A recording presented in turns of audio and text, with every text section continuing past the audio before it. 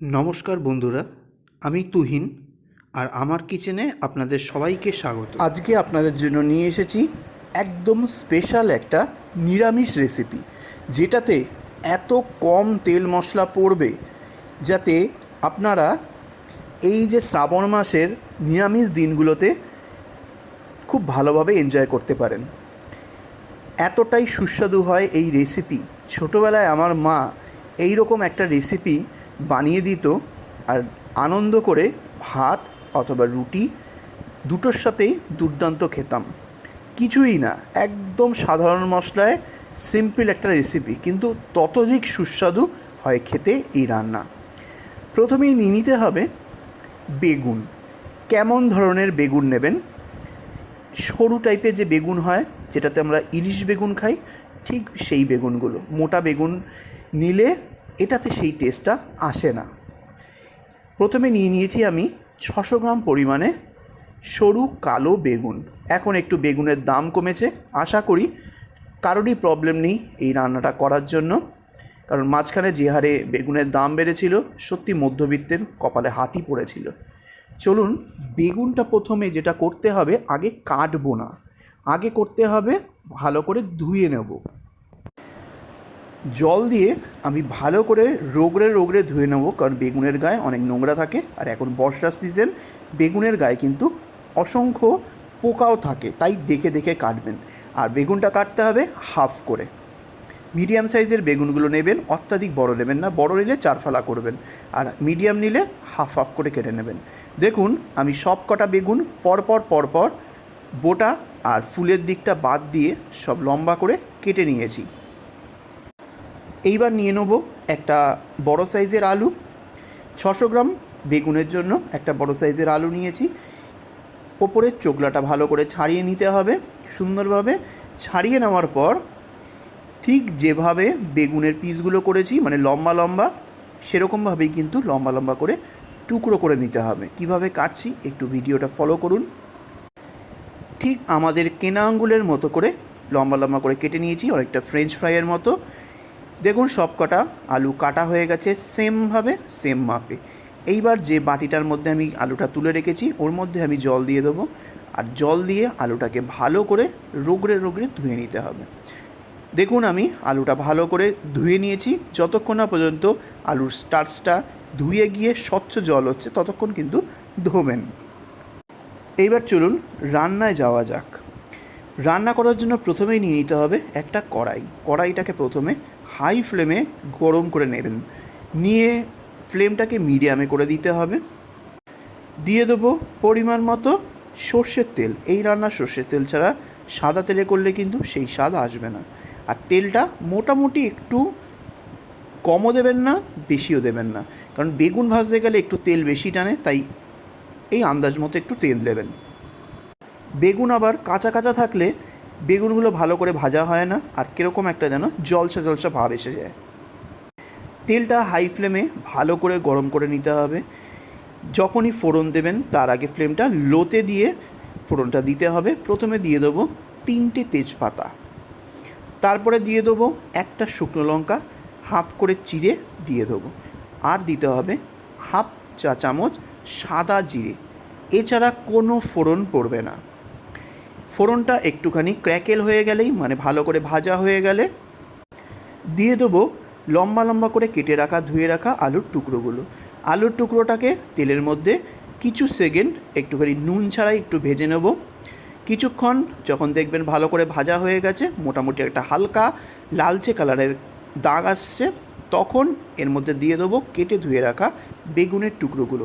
এইবার আলু আর বেগুনটাকে ভালো করে ফ্রাই করতে হবে। প্রথমেই কিন্তু নুন দেবেন না, নুন দিলেই কী হবে, এক্ষুনি নরম হয়ে একটুখানি হয়ে যাবে, তখন বেগুনগুলো ভর্তা হয়ে যাবে। প্রথমে ঠিক 1 মিনিট বেগুন আর আলুটাকে হাই ফ্লেমে ভালো করে খুন্তি নাড়িয়ে নাড়িয়ে ভেজে নিতে হবে। যখন দেখবেন ভালো করে একটু মোটামুটি ভাজা হয়ে গেছে, তখন এর মধ্যে পরিমাণ মতো নুন আর পরিমাণ মতো হলুদের গুঁড়ো দিয়ে দিতে হবে। নুন আর হলুদ দিয়ে আরও 1 মিনিট মতো ভালো করে ভেজে নিতে হবে বেগুন আর আলু দুটোকেই। সুন্দর করে ভাজতে হবে 1 মিনিট মতো। তারপরে দিয়ে দেবো 2 চা চামচ ভরে ভরে জিরের গুঁড়ো। জিরের গুঁড়োটা দেওয়ার পর ভালো করে মিডিয়াম ফ্লেমে ভাজতে হবে। জিরাটা দিয়ে কিছুক্ষণ কিছু সেকেন্ড ভেজে নেওয়ার পর ফ্লেমটা লোতে রেখে ঢাকনা দিয়ে 5 থেকে 7 মিনিট এইভাবেই ভাজতে দেবো। এতে কি হবে, ভাজাও হবে, আলু আর বেগুনটা নরমও হবে। ঠিক 7 মিনিট পর ঢাকনাটা তুলে নিলাম। দেখুন কতটা নরম হয়ে গেছে, কোয়ান্টিটিতেও কমে এসেছে আর ভাজাটাও দারুণ হয়েছে। এরপর দিয়ে দেবো 8-10টা কাঁচা লঙ্কা। আমি এখানে বেগুন আলুর মরিচ ঝোল করছি, এখানে কোনো লাল লঙ্কার গুঁড়ো কিন্তু চলবে না, কাঁচা লঙ্কাতেই হবে। আর বেশ ঝাল ঝাল হবে খেতে, আর কাঁচা মরিচের গন্ধ অপূর্ব লাগে খেতে এই রান্নাতে। এইবার কাঁচা লঙ্কাটা দিয়ে ভালো করে মিক্স করে দিতে হবে। তারপরে দিয়ে দেবো 1.5 কাপ পরিমাণে জল, কারণ এই রান্নাটা একটু ঝোলঝোল ভালো লাগে, রুটি ডুবিয়ে খেতে বা ভাতের সঙ্গে ঝোলঝোল করে খেতে অপূর্ব স্বাদ হয়। এইবার ভালো করে একবার মিক্স করে দিতে হবে। এরপর এখানে দিয়ে দেবো স্বাদ অনুযায়ী চিনির গুঁড়ো। যেহেতু নিরামিষ রান্না সেহেতু একটু চিনির গুঁড়ো না দিলে টেস্টটা কিন্তু ভালো লাগে না। চিনির গুঁড়োটা পরিমাণ মতো দিয়ে দিতে হবে। তারপরে একটু ভালো করে খুন্তির সাহায্যে মিক্স করে নিতে হবে আর ওয়েট করতে হবে ঝোলে বলক আসা অবধি। ঝোলে যখন দেখবেন হাই ফ্লেমে দিয়ে বলক এসে গেছে তখন কিন্তু ফ্লেমটা লো টু মিডিয়ামের মাঝখানে দিয়ে চাপা ঢাকা দিয়ে ঠিক টানা 7 থেকে 8 মিনিট সিদ্ধ করে নিতে হবে। ঠিক 7 থেকে 8 মিনিট সিদ্ধ করে নেওয়ার পর ঢাকনাটা তুলে নিলাম। এবার আলুটা চেক করে নেব। দেখুন আলুটা একদম নরম হয়ে গেছে, ইজিলি খুন্তি কিন্তু লাগাতেই ভেঙে যাচ্ছে, একদম গলে গেছে। বেগুন তো নরম, এটা বলার মাত্রায় অবকাশই রাখে না। এইবার কিছু কাঁচা লঙ্কা এখানে আমাকে একটুখানি ডোলে ভেঙে দিতে হবে ঝোলের মধ্যে, যাতে ঝালটা ভালো মাত্রায় হয়। ভালো করে মিক্স করে নেওয়ার পর এইবার একটু ঝোল তুলে নিয়ে চেখে দেখে নেবেন নুন মিষ্টি ঝাল কোনটা লাগবে। যখন দেখবেন এখানে নুন মিষ্টি বা যেটাই লাগুক সেটা অল্প করে অ্যাড করে দেবেন নিজেদের স্বাদ অনুযায়ী। আমার এখানে একটু মিষ্টিটা কম লাগছিল, তাই এখানে একটুখানি চিনির গুঁড়ো অ্যাড করে দিলাম। ভালো করে মিক্স করে নিয়ে দিয়ে দিতে হবে একদম ফ্রেশ ধনেপাতা কুচো। ভালো করে ধুয়ে নিয়ে ধনেপাতাগুলো ওপর থেকে দিয়ে দেবেন, একটু বেশি পরিমাণে দিতে লাগবে।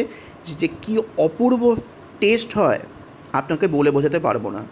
এই ধনেপাতা কাঁচা লঙ্কা দিয়ে এই পাতলা ঝোল একবার অন্তত খাবার অনুরোধ রইল। রেসিপিটা ভালো লাগলে অবশ্যই সাবস্ক্রাইব করে দেবেন আর নেক্সট রেসিপি পাওয়ার জন্য নোটিফিকেশান অন করে অল বাটনটা ক্লিক করতে ভুলবেন না যেন।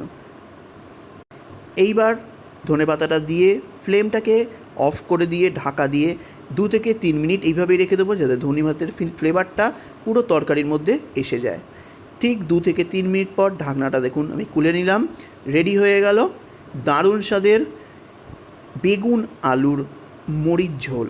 একবার অন্তত ট্রাই করে দেখুন, নিরাশ হবেন না, অপূর্ব খেতে হয়। আজ আসলাম, নেক্সট দিন আবার একটা ভালো ভিডিও নিয়ে আপনাদের সামনে তুলে ধরবো।